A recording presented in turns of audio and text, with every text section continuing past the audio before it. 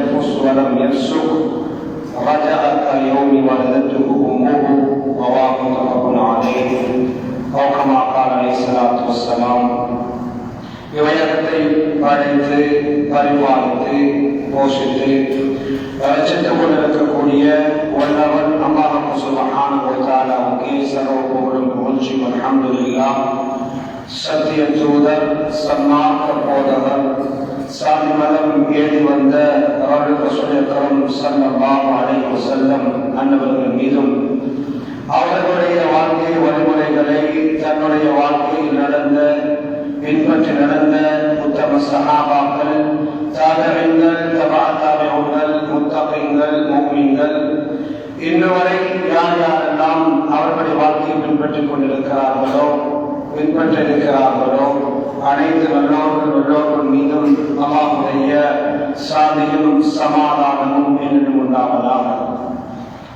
ஜும்ஆவுடைய கடமை நிறைவேற்றுவதற்காக வேண்டி நேர காலத்துடன் யாத்திராவுடைய நியத்தோடு வந்தமர்ந்திருக்கும் அல்லாஹ்வுடைய நல்லடியார்களே, எதிர்மை சகோதரர்களே, அல்லாஹ் சுப்ஹானஹு வ தஆலா உலகத்துடைய வாழ்க்கையில் எவ்வாறான விடயங்களை எடுத்து நடக்கும்படி எங்களுக்கு ஏவிருக்கிறானோ அவ்வாறான விடயங்களை எங்களுடைய சக்திக்கு ஏற்ப எடுத்து நடந்து கொள்ளும்படியும் எவையெல்லாம் தவிர்த்து விலகி நடக்கும்படி எங்களை தடுத்திருக்கிறானோ அவ்வாறான விடயங்களை முற்றுமுழுதாக தவிர்த்து விலகி நடந்து கொள்ளும்படியும் முதற்கண் அடியானவர்களுக்கும் அப்பால் உங்களுக்கும் வசியத்தன்று வரைக்கத்தலை பிறப்பிக்கிறது அப்பா.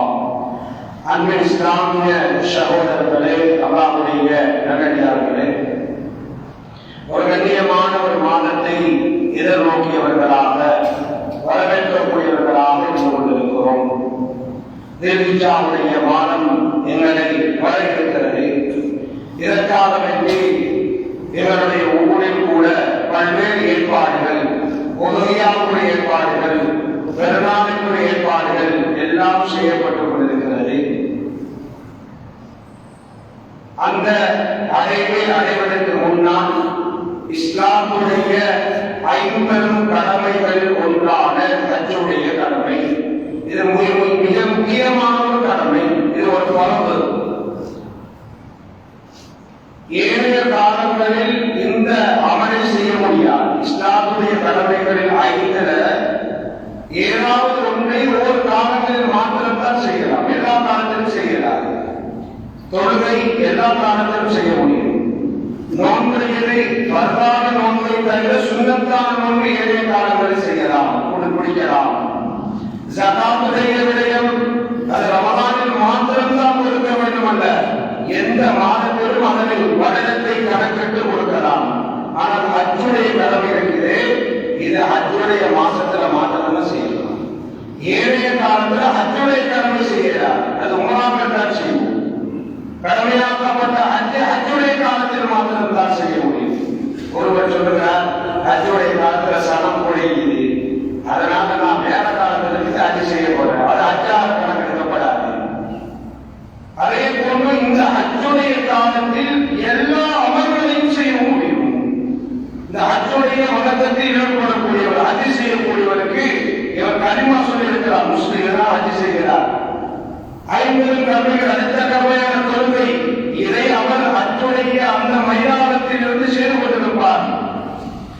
ஜகாத் அவர் நிறைவேற்றலாம் அந்த மாதத்தில்.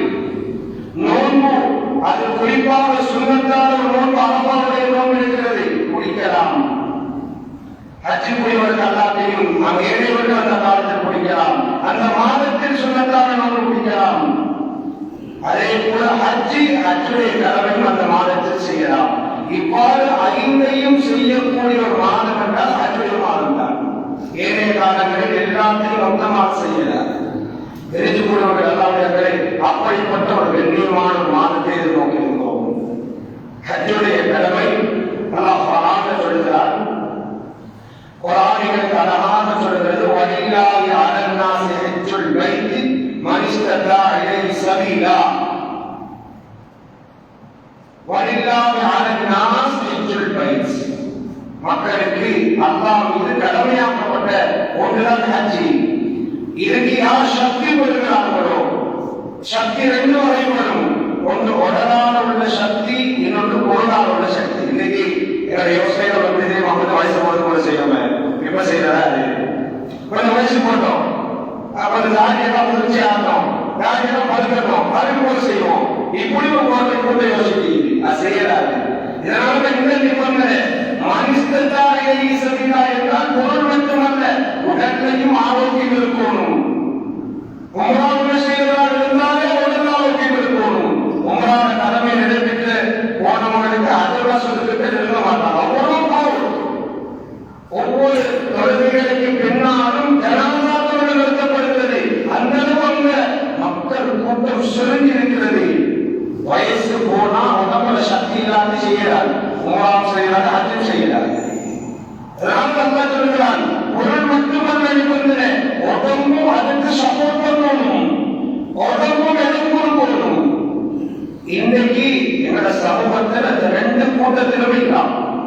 ரெண்டும் வசதி படைத்த, ரெண்டும் இருந்தும் செய்யாத ஒரு பெரிய கூட்டம் இருக்குது. சொன்னாங்க ஸல்லல்லாஹு ஒரு ஹஜ் செய்கிறார், அவருக்குரிய நன்மையை பற்றி பார்ப்போம். ஒருவர் ஹஜ் செய்கிறார், ஹஜ்ஜுடைய கடமை நிறைவேற்றுகிறார். ஸல்லல்லாஹு அலைஹி வஸல்லம் பல சிறப்புகளை சொன்னார்கள் அவருக்கு. அதுல முதலாவது قال رسول الله صلى الله عليه وسلم சொன்னாங்க ஸல்லல்லாஹு அலைஹி வஸல்லம் மன் ஹஜ்ஜ லில்லாஹ், யார் ஒருவர் அல்லாஹ்வுக்காக வேண்டி ஹஜ் செய்கிறாரோ, அல்லாஹ் கவனிச்சு கொள்ளுங்க, கவனமாக கேளுங்க. ஹஜ் செஞ்சா கிடைக்கிற நன்மை என்ன, சும்மா செய்யறது எதுவும். யார் ஹஜ் செய்கிறார்களோ வரம் யர்ஃபுஸ் வரம் யஃப்சுக், கெட்ட பேச்சுகள், தேவையில்லாத பேச்சுகள் பேசவும் இல்லை, தவறான நடத்தைகளை ஈடுபடவும் இல்லை. இது நிபந்தனை.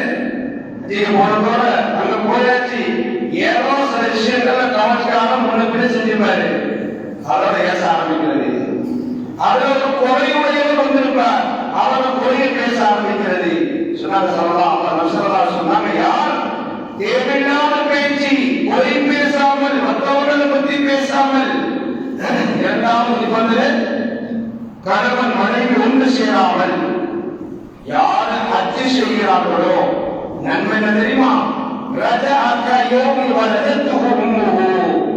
அன்று ஒரு குழந்தை ஒரு தாயின வயிற்றிலிருந்து பிறந்தால் அந்த குழந்தை இடத்தில் எவ்வாறு பாவம் இல்லையோ இவர் அவ்வாறு உலகத்துக்கு வருகிறார், திருப்பி ஊருக்கு வருகிறார். ஊருக்கு வரக்கூடிய நேரத்தில் பாவமே இல்லை.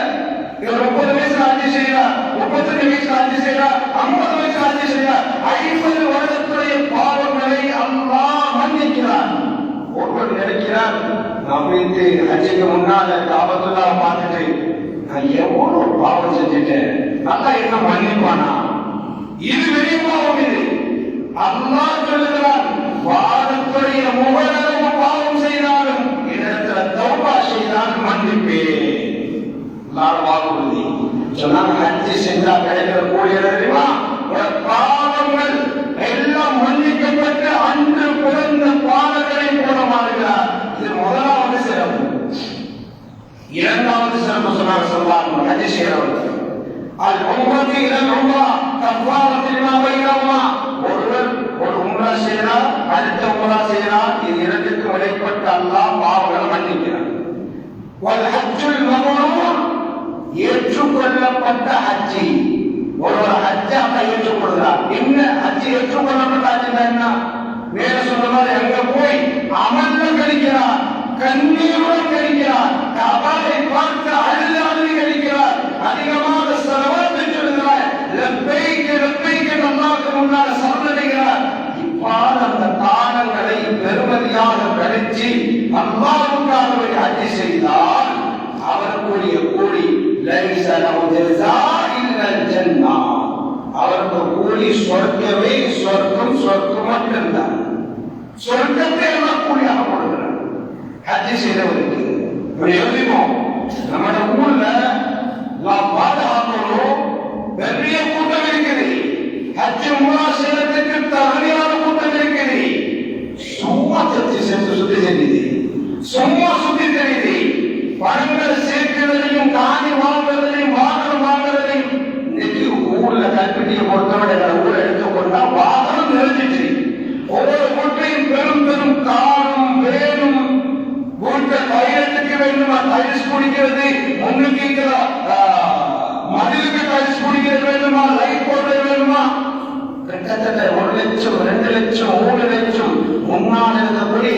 அதாவது கதவை மட்டும் முன் வாசனை மட்டும் சோதிக்கிறதுக்கு 2.5-3 லட்சம் தரவையாங்க. இவர்களெல்லாம் உம்ரா செய்யல, ஹஜ் செய்ய தகுதியானவர்கள், ஹஜ் செய்ய தகுதியானவர்கள்.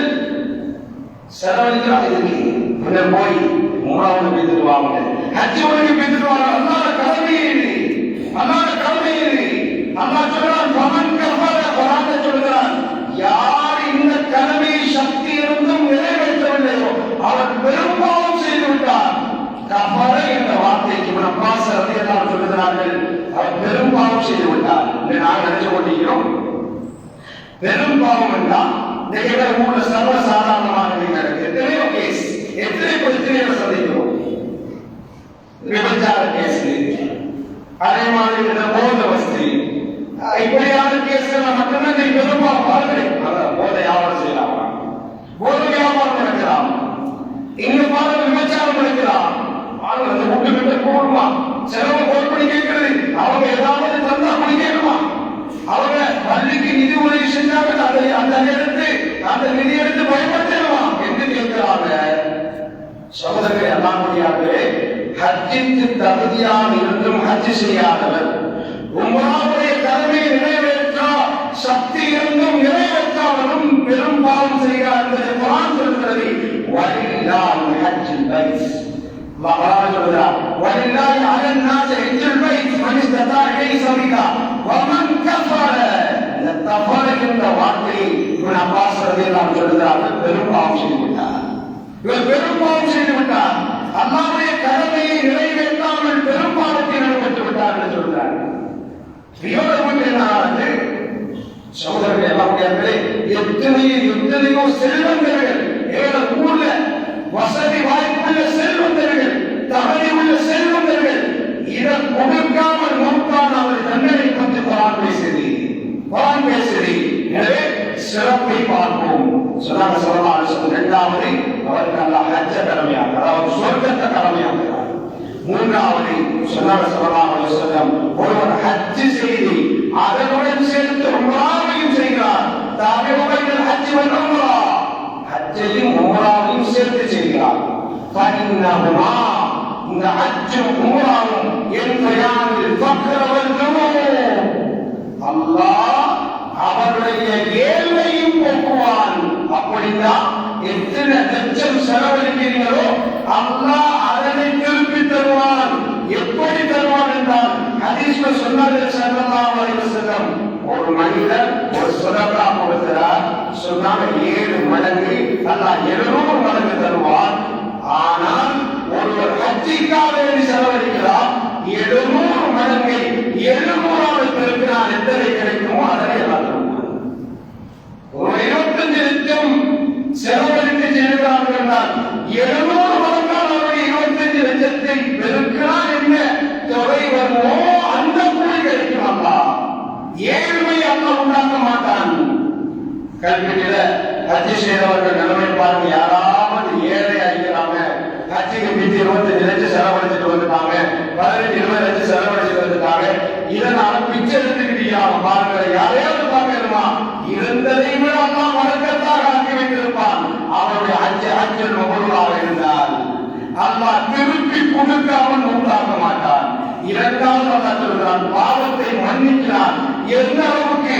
ஒரு இரும்பு அதுல நல்ல கரல் பிடிச்சிக்குது, இந்த இரும்பை கொண்டு போய் நெருப்புல வாட்டும் போது அதில் இருக்கக்கூடிய கடல் எல்லாம் எவ்வாறு இல்லாமலாகி தூய்மையாகிறதோ அல்லாஹ் இதை போல பாவத்தை விட்டு அவர்கள் தூய்மையாகிறார். சகோதரர்களே, இவ்வளவு பெரிய கூலி ஒரு ஹஜ் செய்வதற்கு அல்லாஹ் கொடுக்கிற கூலி, ஒரு உம்ராவுடைய கடமை நிறைவேற்றுகிறார், இவருக்கு அல்லாஹ் கொடுக்கிற கூலி. சொன்னார் ஸல்லல்லாஹு அலைஹி வஸல்லம், மூன்றாவது அல் ஹாஜ் வல் முஅ்தமிர், ஒரு ஹஜ் செய்யக்கூடியவர், ஒரு உம்ரா செய்யக்கூடியவர். சொன்னாங்க வக்துல்லாஹ், அல்லாஹ்வுடைய விருந்தாளி, அல்லாஹ்வுடைய விருந்தாளி. ஹஜ் உம்ரா செய்யக்கூடியவர்கள் அல்லாஹ்வுடைய ஆட்கள்.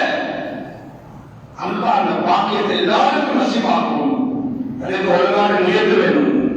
பொருள் சேர்க்கிறதையும் அதில் சம்பாதிப்பதையும் அதில் கடத்துவதையும் வாழ்க்கை போவதை அல்லாஹ் சுப்ஹானஹு வ தஆலா சொல்றார். சொன்னாங்க அல்லாஹ் அல்லாஹ்வுடைய விருந்தாளி. அவர்களிடத்தில் அல்லாஹ்விடத்தில் அவர்கள் எதனை கேட்டாலும் அல்லாஹ் கொடுப்பான். அல்லாஹ் அவர்களுடைய பாவங்களை மன்னிக்கிறான். அஞ்சாவது சிறப்பு, நபியிடம் கேட்கப்பட்ட அமல்களில் மிகச் சிறந்த அமல் எது சொன்னால் ஈமான் பில்லாஹி வ ரசூல், அல்லாஹ் ரசூலை கொண்டு ஈமான் கொள்வது. இரண்டாவது அல்லாஹ்வுடைய ஜிஹாத் செய்வது. மூன்றாவது சொன்னார்கள் உலகத்தில் சிறந்த அமல்கள் ஒன்றுதான் ஹஜ்ஜுல் மப்ரூர், ஹஜ்ஜுடைய கடமை நிறைவேற்றுவது. இந்த 5 சிறப்புகளை சொன்னால் ஹஜ் செய்யக்கூடிய ஆதிகளுக்கு பாதுகாக்கணும். சூழல்ல ஹராம் கலந்துட்டு சொத்து ஹராம் கலந்துட்டு இரவுடைய பாவத்தோடும் விபரீதம் என்னதான் அந்த ஆசையே வராமல் இருக்கிறது. ஆசை வராமல் இருக்கிறதும் ஹஜ் செய்யணுமே ஹஜ் செய்யணுமே என்ற ஆசை வராமல் இருக்கிறது. அத்தாய் ரவாஹ் சொல்லக்கூடிய ஒரு மிகப்பெரிய ஒரு ஆணை கொண்டிருந்தார். இவர் ஒவ்வொரு கிட்டத்தட்ட 70 அரபாக்களில் தங்கியிருக்கிறார். 70 அரபாக்கள். 70 அரபாக்கள் என்றால் 70 ஹஜ் செய்திருக்கிறார். இவர் முஃப்தியாக இருந்தார். 2 கண்ணும் தெரியாது, கைகால் ஊனம் உள்ளவர். இந்த நிலைமையில போய் ரொம்ப கஷ்டத்திற்கு மத்தியில இவர் ஹஜ் செய்தார். ஹஜ்ஜுடைய கடமை நிறைவேற்றார். இவர்கிட்ட கேட்கப்பட்டது 70 ஹஜ் செஞ்சீங்களே, 70 ஹஜ் எப்படி சொன்னா, நான் அரபாவுடைய மைதானத்தில் இருந்து அல்லாஹ்விடத்தில் கேட்பேன், யா அல்லாஹ் என்னை இந்த இடத்திற்கு மீண்டும் அனுப்பிவிடு, என்னை மௌத்தாக்கி விடாமல் மீண்டும் அனுப்பிவிடு என்று நான் கேட்டுக்கொண்டே இருந்தேன். சொல்லிவிட்டு மாணவர்களிடம் படிச்சு கொடுக்கும் போது சொன்னாராம், நான் இந்த வருடம் எனக்கு அல்லாஹ்விடத்தில் மீண்டும் அனுப்பிவிடு என்று கேட்க வெட்கமாக இருந்தது என்று சொல்லி அப்படி அந்த வருடம் அவர் மறந்து விட்டார். இது அவருடைய மாணவர்கள் வழங்கப்படுத்துகிறார்கள். ஆசை நமக்கு அல்லாஹ்வை பார்ப்பதில், அல்லாஹ்வுடைய அந்த இறை இல்லத்தை பார்ப்பதில் ஆசை. அதுக்கு முன்னால போய் பார்த்தவுடன் வலியவே என்று சொத்து கண்ணீர் இருக்கிறது. இந்த உணர்வு வரவதை பார்க்கும் போது அம்மா ஒவ்வொரு பாவையையும் அந்த காபாவை பார்த்ததோட கண்ணீர் வலிக்க வைப்பார் சகோதரர்களே. அது பல உணர்வு அது ஒவ்வொருவர்களுக்கு தெரியும். ஒவ்வொருவர்களுக்கும் அந்த நசீமாக்கணும், முயற்சி செய்யணும். எங்களோட ஊர்ல கடலை வியாபாரம் செய்தவர்கள் ஹஜ் முடித்திருக்கிறார்கள். மீன் வியாபாரம் செய்தவர்கள் ஹஜ்ஜை முடித்திருக்கிறார்கள். இன்னும் எங்களுடைய ஊரில் கை காட்டக்கூடிய எத்தனையோ பணக்காரர்கள் அந்த வியாபாரத்துக்கு ஒரு உம்ரா முடிக்கிறதுக்கு தகுதியில்லாமல் இருக்கிறார்கள். என்ன காரணம்? இதற்கு என்ன காரணம்? அவருடைய பொருளாதாரத்தில் கலந்திருக்கும் அந்த ஹராம். எப்பொழுது பொருளாதாரத்தில் அவருடைய வாழ்வாதாரத்தில் வியாபாரத்தில் ஹராம் கிடைக்கிறதோ அல்லாஹ் அந்த இடத்துக்கு எடுக்க மாட்டார். ஹராத்துடன் அங்கு வர இயலாது. தொழிலை ஹராமாக்குவோம், இந்த கூலிகளை அடைவோம். ஒருவர் ஹஜ் செய்யறதுக்கு சக்தி இருந்தும் ஹஜ் செய்யலன்னா அல்லாஹ் எப்படி அவரை மரணிக்க செய்வார் என்பதையும் சொன்னார்கள். யார் ஒரு மனிதன் அவனுக்கு நோயும் இல்லை, வெளிரங்கமான எந்த தேவையும் இல்லை, அந்த நாட்டுடைய அரசின் மூலமாக எந்த தங்கமும் இல்லை, அவருக்கு போறதுக்கு சக்தி இருந்தும் ஹஜ் செய்யறதுக்கு செய்யறதுக்கு சக்தி இருந்தும் யாரு அந்த கடமையை நிறைவேற்றவில்லையோ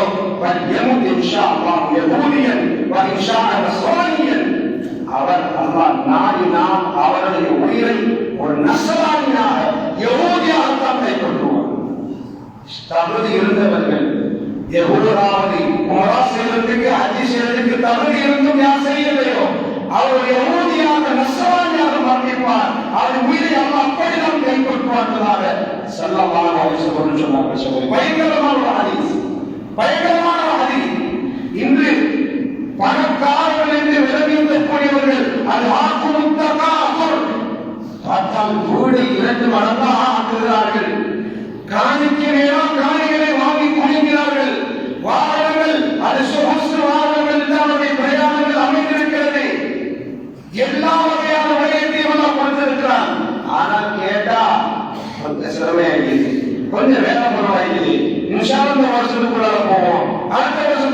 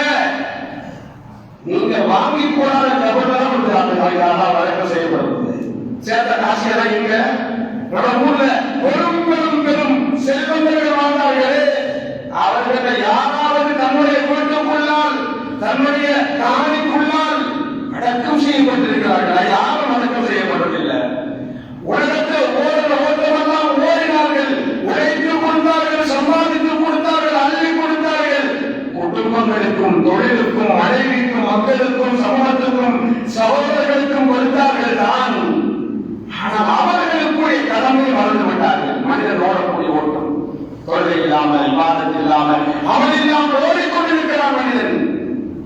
ஏன் வருகிறான்? மனைவியை பார்ப்பாங்களா? இது கடமை இல்லையா? என் பிள்ளைகளை பார்ப்பது கடமை இல்லையா? என் பொறுப்பு இல்லையா? உங்களுடைய பொறுப்பு தான். ஆனால் உங்களுக்குரிய பொறுப்புகளை மறக்கக்கூடாது. நான் தியாகத்துடைய நாளையில் நீங்கள் யாருக்காக வேண்டி அல்லாஹ்வுடைய கடமைகளை புறக்கணித்து விட்டு ஓடுகிறோம். அந்த பிள்ளை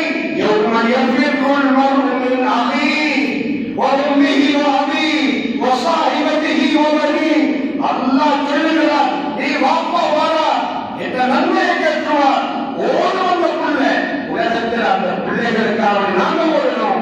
அந்த பிள்ளைகளை சரியாக வளர்க்கவில்லை என்றால், அல்லாஹ்வுடைய கடமைகளை நாங்கள் செய்யவில்லை என்றால், நாளை கியாமத்துடைய நாளில் அந்த பிள்ளை வாப்பா நன்மையை கேட்க போறார் என்று ஓடும். மனைவி கணவன் நன்மையை கேட்க போறார் என்று ஓடும். உலகத்தில் அவர்கள் கடமையை மறந்து வாழ்ந்தவர்களுடைய நிலைப்பாடுதான் எங்களை குர்ஆன் சுட்டி காட்டுகிறது. நாளை சந்திப்போம்.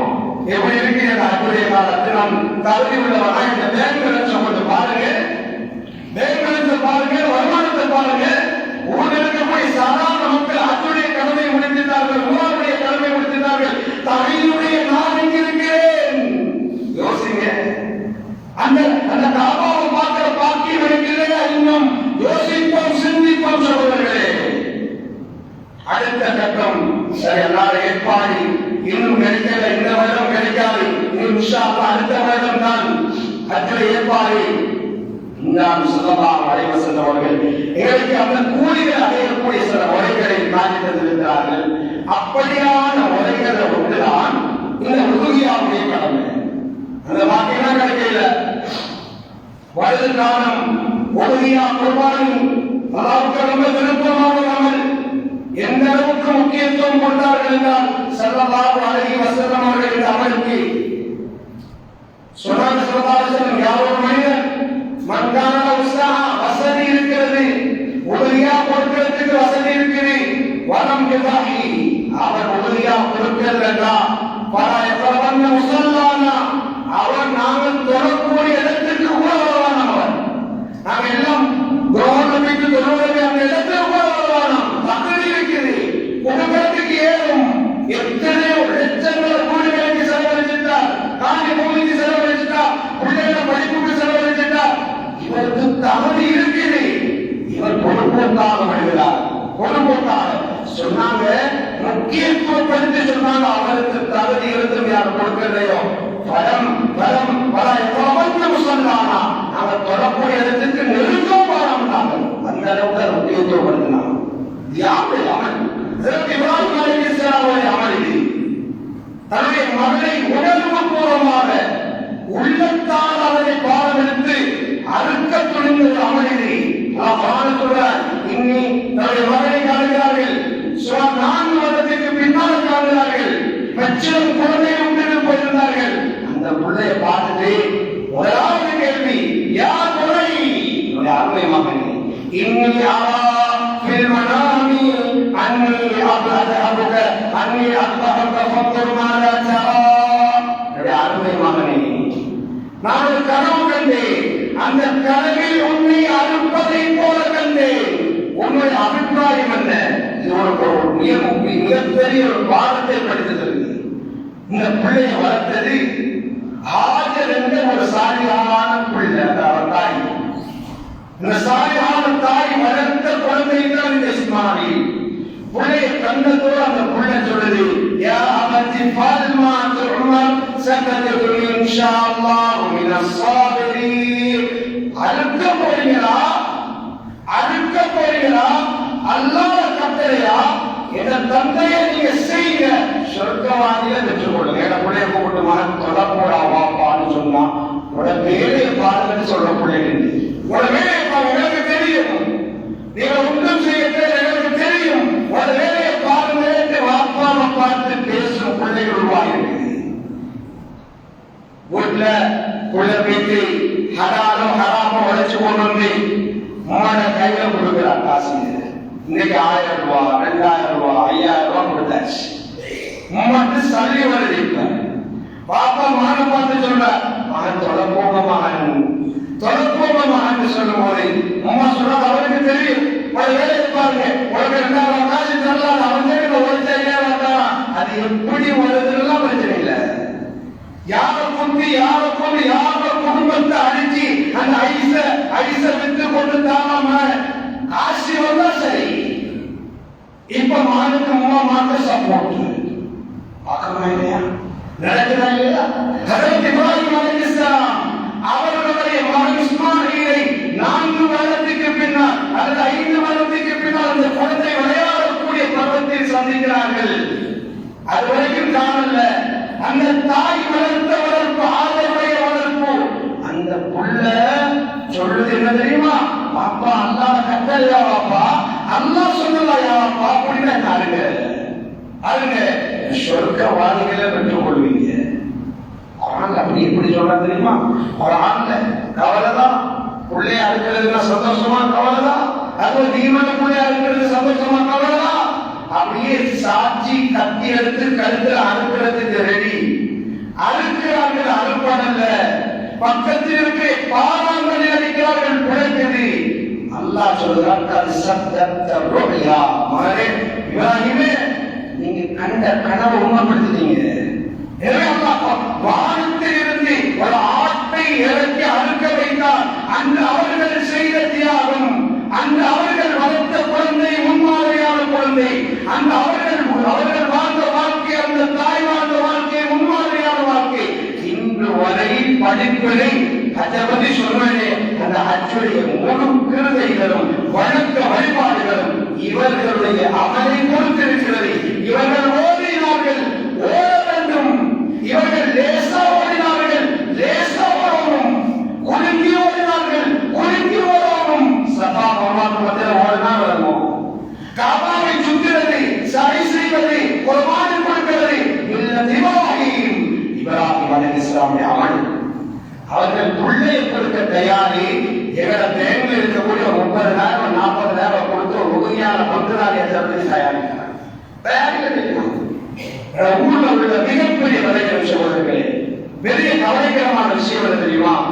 கூட்டு உள்ளையா என்ற ஒரு பகுதி இல்லாமல் ஆக்கப்பட்டுவிட்டது. கல்வியில் ஒரே ஒரு இடங்கள்ல மாத்திரம், ஒரு இடத்துல மாத்திரம் தான் நடக்குது. ஒரு சில இடங்கள்ல மாத்திரம் தான் நோயாக நடக்குது. ஏனைய பள்ளிகள் எல்லாம் அப்படி அல்ல. இன்னைக்கு நிர்வாகங்கள் இந்த விடயத்தை கவனம் செலுத்த தவறாது. நீங்கள் கவனத்துக்கு எடுக்க வேண்டிய ஒரு பெரிய பாதை கூட்டு உதவியா. சில ஊர்களுக்கு போனோம், சில ஊர்களை போய் பார்க்கும்போது மாஷா திட்டமிடல். அந்த ஊர்ல 600 குடும்பமா 400 குடும்பமா, அந்த பெருநாள் அன்று காலையில எல்லா குடும்பத்திற்கும் பார்சல் போகுது. ஜும்மா முடிஞ்சதுக்கு பின்னால, ஜும்மாவுடைய வழக்கம் முடிஞ்சதுக்கு பின்னால் எல்லா வீட்டுக்கும் மஸ்ஜித் ஊடாக போகுது. எந்த அளவுக்கு நம்பிக்கை? இன்று பள்ளியால் எழுதி மாச கிடைக்கும் சந்தோஷம். இன்னைக்கு பள்ளியால் எழுதி மாச கிடைக்கும். இன்னைக்கு அப்படி இல்ல. பள்ளிகள் வருது வியாபாரம். என்ன செய்யறாங்க? அங்க சாப்பிட்டு எங்க சாப்பிட்டு எல்லாரும் தனித்தனியா கொடுக்கிறார்கள். அந்த காலத்தில் கூட, அந்த நாளில் கூட இறைச்சி பார்சல் இல்லாம சமைச்சு உண்ணக்கூடிய எத்தனை குடும்பங்கள் வாழ்ந்து கொண்டிருக்கிறார்கள். கூட்டு உறுதியாவை நாங்கள், அதாவது எல்லோரும் சேர்ந்து செய்ய வேண்டும். இன்று பாதுகாக்கணும். ஜும்மாவில் ஏறும்போது பாருங்க, ஒவ்வொரு ஜும்மாவை பாருங்க, நான் சொல்ற விஷயத்தை கவனமா பாருங்க. முன் சப்ளை இருக்கக்கூடிய 2வது சப்ளை இருக்கக்கூடிய வட்டத்தை பார்த்தா வயசாளிகள் இருக்கிறாங்க. வயசாளிகளை பார்க்கணும். முன் சப்ளை 2வது சப்ளை வயசாளிகளை பார்க்கணும். கொஞ்ச காலத்துக்கு முன்னால், சுமார் 10 வருடத்துக்கு முன்னால் எடுத்துக்கொள்வோம், வாலிபர்கள் ஒரு கூட்டத்தை வச்சதை பார்க்கலாம். அசலுடைய துறைக்கு மதரசாக்களுக்கும் 100 மாணவர்கள் இந்த பள்ளியில எடுத்துக்கொள்வாங்க. கொஞ்ச காலத்துக்கு முன்னால் ஒரு வாலிபர்கள் கூட்ட நலவாய்ப்படுத்தது. இப்ப எப்படி மாறினா பள்ளிகள்? வயதாளிகளுடைய டீம் முன்னேறி இருக்கிறது. வயதாளிகள் கவருக்கு போனால் அல்ல பாதுகாப்பு பெரிய தவறையாவுடையும் 10 வருடத்துக்கு பின்னால் தேடி கூப்பிட்டு அதற்கு மாற்றியிருந்தால் இருப்பாங்க. அப்படியான ஒரு கட்டத்துக்கு மாற்றி வாலிபர்களை தேடி கொடுப்பது பயங்கரமான ஒரு கட்டமாக இருக்கிறது. யோசிக்கும் சோழர்களை இப்படியான அமல்களில் பயன்படுத்துவோம். நான் இடத்துக்கு போயிருந்து வந்து பார்க்கிறேன். அந்த போற நேரத்தில் சொன்னாங்க, தொழுகையாளிகள் 100க்கு 100 வீதம் என்ன முயற்சி செய்தீர்கள்?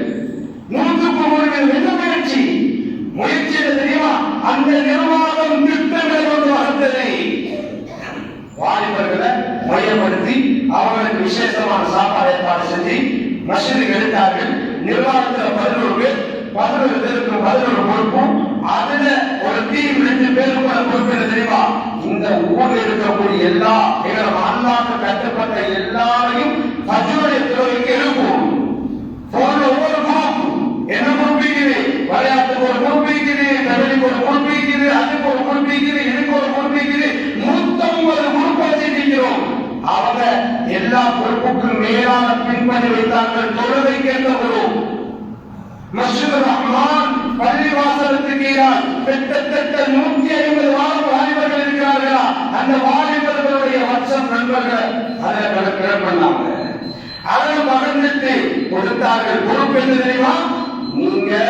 நீங்க இந்த ஃபஜ்ருடைய தொழுகைக்கு வரும்போது இந்த 5 வாலிபர்கள், இந்த 10 வாலிபர்கள் எழுப்பிதான் வரும். இதுக்கான தரவீர்கள் எழுதப்பட்டு சரி. மஸ்ஜித்ல பார்த்தா 100% கிட்டத்தட்ட 2, 3, 4 மாசம், ஒரு வருஷத்துக்குள்ள தொழுகையாளிகள் அதிகரிப்பை பார்க்க முடியுது. திட்டமிடல், நிர்வாகத்துறை திட்டமிடல். ஜனாதா சங்கங்கள் இருக்கிறது. மஸ்ஜிதுகள் அதுக்கு உதவியாக வாலிபர்களையும் சேர்ப்போம். நிர்வாகத்தில் 2 பேர் நியமிக்கப்படும். உதவியாவுடைய காலம் பள்ளி. இந்த உதவியாவுடைய காலத்துடைய திட்டமிடல் என்ன தெரியுமா? ஊருடைய வாலிபர்களை சேர்ப்போம். எனக்கு பயமா? இன்னொரு ஜெனரேஷன் வரும்போது, அடுத்த கட்ட வரும்போது எனக்கு இருந்து பள்ளி அமர்ந்திருக்கிறார்கள். பயமா இருக்கு? இல்ல சகோதரர்களே, அவர்கள் தான் கொடுக்க தகுதியானவர்கள்.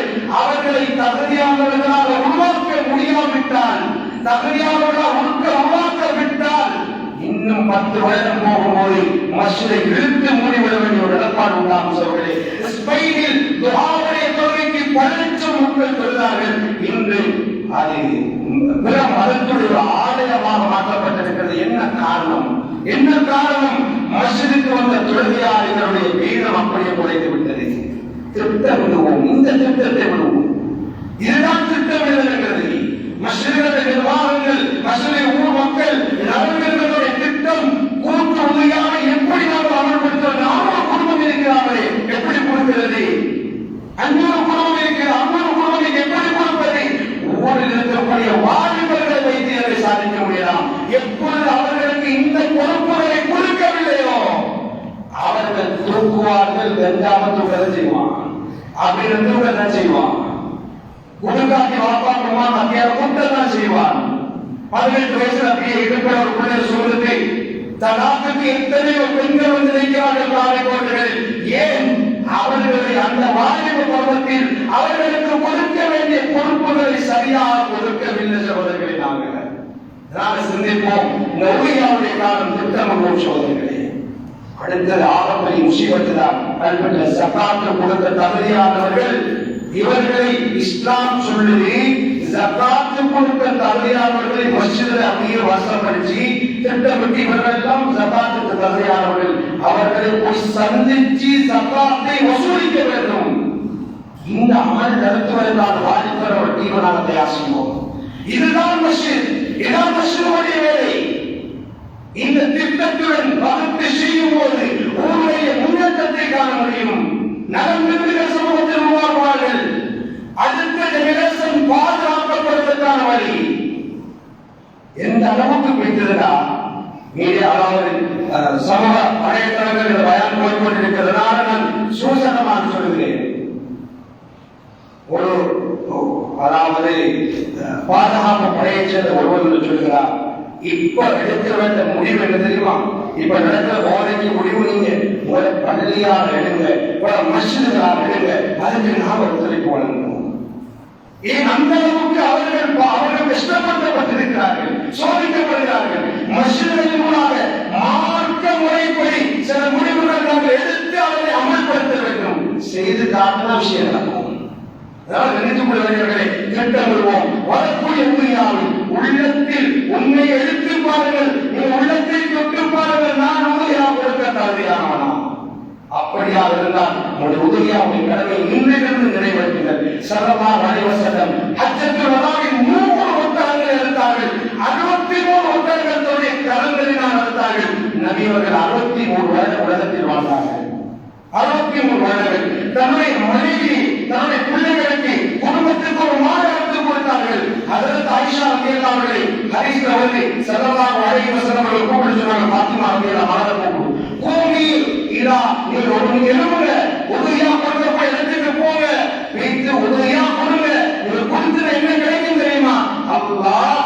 ويغفر لك إن أول قتلة تقطع من دمها كل ذنب عملته. ஸல்லல்லாஹு அலைஹி வஸல்லம் அதிலிருந்து ஒரு சொட்டு ரத்தம் உருவத்துக்கு முன்னால் அந்த பாவத்தை எல்லாம் மன்னிப்பு அழுவிட்டு போகிறது தன்னுடைய மகனுக்கு வச்சு கொடுத்தாங்க. சோதனை சொல்லி காட்டினார்கள். இதனால் மாஷா அல்லாஹ் பெரிய போராட்டத்துக்கு மத்தியில் எங்களுக்கு தெரியும், நேற்று முந்தநாள் தேவைப்படுவதன் மூலமாக அரசாங்கத்தின் மூலமாக வெளியிடப்பட்ட அந்த அறிக்கை வெளியானது. இந்த விடயத்தை மட்டும் கவனிக்க முடிச்சு கொண்டேன். இந்த அறிக்கையுடைய நிலப்பாடு இன்ஷா அல்லாஹ் 17ஆம் தேதி பிறை பார்க்கறதுக்குரிய நிலப்பாடு இருக்கிறது. பிறை பார்ப்பாங்க கிளைமேட் முன்னப்பின் இருக்கிறது எங்களுக்கு தெரியும். பிறை பார்த்து பிறை தென்பட்டால் இன்ஷா அல்லாஹ் 27 பெருநாள் 28 29 இந்த 3 நாட்களில் உறுதியா கொடுக்கிறதுக்கு அனுமதி இருக்குது. உறுதியா கொடுக்க அனுமதி இருக்குது. 17ஆம் தேதி பிறை பார்க்கும் போது தென்படாவிட்டால் 28ஆம் தேதி 29ஆம் தேதி மாத்திரம் உறுதியா கொடுக்கலாம். சட்டத்தை மதிப்போம். நாங்கள் வாழ்வது இஸ்லாமிய நாட்டில் அல்ல, ஒரு பௌத்த நாட்டில் வாழ்ந்து கொண்டிருக்கிறோம். அரசாங்கத்தின் மூலமாக போடக்கூடிய சட்டங்களுக்கு நாங்கள் கட்டுப்பட வேண்டும். இல்ல நான் 30-31 பேர் எனக்கு தெரியும், நான் ரகசியமா செய்வேன் என்று முஸ்லிம்களுக்கு ஒரு எழுத்தை யாரும் ஒன்று பண்ண வேண்டாம். ஆக சிறப்பு பெருநாட்டு அழுத்து முடிச்சிருந்தது, பெருநாட்டு அழுத்து முடிச்சிருந்தது, அதை கொடுக்கிறது. அடுத்தெல்லாம் வைக்க தேவையில்ல. 30-31 மாற்று மத சகோதரர்களுடைய பெருநாள் தினமாக இருப்பதனால் அந்த நாட்களில் போரா நாளால் அறிவிக்கப்பட்டிருக்கிறது. எக்காரணத்தை கொண்டும் அந்த நாட்களில் மாடு ஆடு அறுப்பதை தவிர்த்துக் கொள்ளுங்க, செய்யவே வேண்டாம். அந்த நாளை ஹராமாக்கி விடுங்கள். செய்தால் சமூகத்தில் பிளவுகள் உண்டாகும். அடுத்தது இந்த மாடுடைய விடயத்தில் நாம் இறக்கமாக நடப்போம். இஸ்லாம் வழிகாட்டுது. வெளியூர்களில் மாடு கொண்டு வரும்போது அரசாங்கம் ஒரு வாகனத்தில் இத்தனை மாடை தான் ஏற்றி வர முடியும் என்று அனுமதி தந்திருந்தால் அதனை மட்டும் கூடுதலாக கொண்டு வந்து அந்த மாடுகள் செத்து போன அவர் ஒரு பூனையை கட்டி போட்டு சித்திரவதை செஞ்சனால நகரத்துக்கு விட்டார். அதனால் மிருகத்திற்கு அநியாயம் செய்வது மிகப்பெரிய குற்றம். அதனால் என்ன முறை காட்டப்பட்டிருக்கிறதோ அந்த முறையை கையாளுங்க. இப்ப மாடு வந்ததுக்கு பின்னால பிஹெச்ஐக்கு ஒரு லெட்டர் வந்துடும். இந்த கலர் இத்தனை காலத்தை போறோம், இப்படி இதற்கு பெருமாள் எடுத்துக் கொள்ளுங்க. இதுல பொறுப்போக்கு செய்யவானா நம்மளாக்கத்தானே இல்ல, இதை பொறுப்போக்கு செய்யாமல் அந்த முறையும் கையாளணும். இது மாடு அறுப்பதற்கு முன்னால, மாடு அறுப்பதற்கு பின்னால மாடுகளுடைய கழிவுகள் இருக்குது. இதை பெரிய ஒரு பெடபொண்ணு தோண்டி அதை நீங்க நீர் போது குறைச்சிருங்க. நாட்டில் பல பிரச்சனைகள் ஆரம்பித்திருக்குது. முழுக்கையில் போன பக்கத்து ஒரு பிரபல சௌதரியோடு அவர்கள் இதனை புசிக்காதவர்களாக இருக்கலாம். நாய்கள் கொள்கை பொழுது பிரச்சனை ஆரம்பம். வீடியோ எடுத்து பேஸ்புக்ல போட்டு இன்னைக்கு முஸ்லிம் சகோதரர்கள் அனைவருக்கும் இதன் மூலமாக எடுத்தல் உண்டாகும். எவ்வாறு இறைச்சி அறுப்பது, அதை பங்கிடுவது முக்கியமோ அதே போல அவருடைய கழிவுகளை சுத்தப்படுத்துவது முக்கியமாக இருக்குது. இதனையும் கருத்தில் கொள்ள வேண்டும். அதற்கான அழகான இடங்கள் ஒதுக்கப்பட்டு நல்ல திட்டமிடலுடன் இதனை செய்து அல்லாஹ்வுடைய அன்பையும் நெருக்கத்தை பெறக்கூடிய கூட்டத்தில் என்னை மூலமாக ஆக்குவானாக. பாவம் மனுஷியாலாம் தெரிந்து தெரியாமல் மருந்து மரியாதை பாவம் மனுஷியாலாம் பெற்றோருக்கு கண்ணியமான பெற்றோரை பாவம் மனுஷியாலாம் பாவனை மன்னிக்கக்கூடிய வப்பாராக இருக்கிறாய் யாவா, மன்னிக்கக்கூடிய சந்தாராக இருக்கிறாய் யாவா, உலகத்தை படைத்த காரியாக இருக்கிறாய் யாவா. வரக்கூடிய இந்த உதவியாவுடைய காலத்தில் சிறப்பான முறையில் அந்த கடமை நிறைவேற்றக்கூடிய பாக்கியங்கள் அனைவர்களுக்கும் நசீபாக்கியாவா. அடுத்த வருடமாவது ஹஜ்ஜுடைய உம்ராவுடைய கடமைகளை நிறைவேற்றக்கூடிய பாக்கியங்கள் நசீபாக்கியாவா. அதற்குரிய வசதி வாய்ப்புகள் தெரியாமா, உள்ளத்தில் அதற்குரிய நல்ல எண்ணங்கள் தெரியாமா, நல்ல உயிர்ப்புகள் தெரியாமா. வாலிபர்களை மசிதல் தொடரக்கூடிய நல்ல வாலிபர்களாக உருவாக்குறியாமா. இந்த உலகத்திற்கு முன்மாதிரியான வாலிபர்கள் உள்ள ஊராக இந்த ஊர் மக்களியாமா. அதற்கு காரணமாக இருக்கக்கூடிய மசித நிர்வாகங்கள், ஊர் மக்கள் உலமாக்கள் இதற்கு காரணமாக ஆக்கிக்கொண்டியாமா. நல்ல நிலவரத்தை காரணம் அனைத்து நிலவரையும் தந்திரியாமா. என்னென்ன ஷரத்துகள் என்னென்ன கடிதங்களை விட்டு பாதுகாப்பு தெரியினார்களோ அனைத்து ஷரத்துகள் கடிதம் விட்டு பாதுகாப்பு தெரியாமா. ஆமீன் ஆமீன். வாஹ் தவான் அல்ஹம்துலில்லாஹி ரப்பில் ஆலமீன்.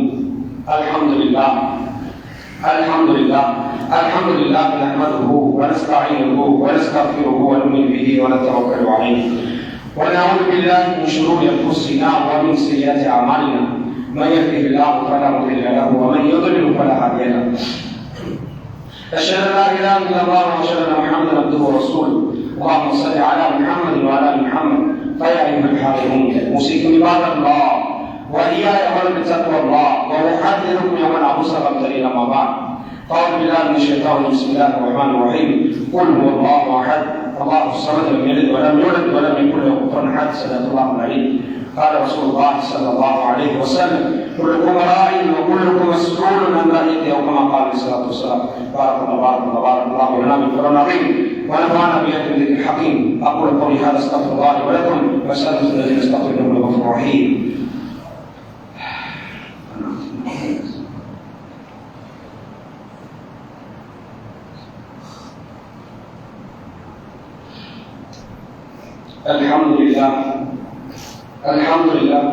الحمد لله نحمده ونستعينه ونستغفره ونؤمن به ونتوكل عليه ونعوذ بالله من شرور انفسنا ومن سيئات اعمالنا من يهده الله فلا مضل له ومن يضلل فلا هادي له اشهد ان لا اله الا الله واشهد ان محمدا عبده ورسوله اللهم صل على محمد وعلى ال محمد فيا ايها الحاضرون اوصيكم عباد الله واياكم بتقوى الله وأحذركم يوما عبوسا قبل بعد أعوذ بالله من الشيطان الرجيم بسم الله الرحمن الرحيم إن الله وملائكته يصلون على النبي يا أيها الذين آمنوا صلوا عليه وسلموا تسليما اللهم صل على محمد وعلى آل محمد قال رسول الله صلى الله عليه وسلم أرحم أمتي من بكر الصديق رضي الله عنه وأشهد في يوم الأمر الخطاب رضي الله وأسره حياة من رضي الله وأقام علي بذاك رضي الله وفاطمة السنسال رضي الله عنها والحسن والحسين سيد الشباب رضي الله عنهم والحمزة أشهد الله وسلم رضي الله عنه اللهم توفاس مخرج الغابة الباطنة